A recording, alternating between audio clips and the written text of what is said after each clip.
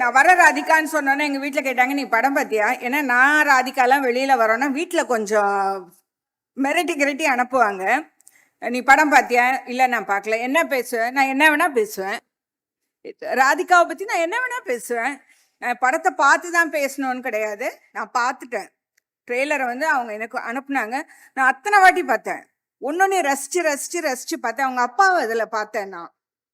இப்போ இங்கே ஒரு ஃபோட்டோவில் ஏதோ அப்படி ஒரு லோ ஆங்கிளில் ஒன்று அப்படியே, ஏன்னா அவங்க அப்பா கூட நடித்த அந்த தலைமுறையை சேர்ந்தவங்கள நானும் ஒருத்திங்கிற பெருமை எனக்கு உண்டு.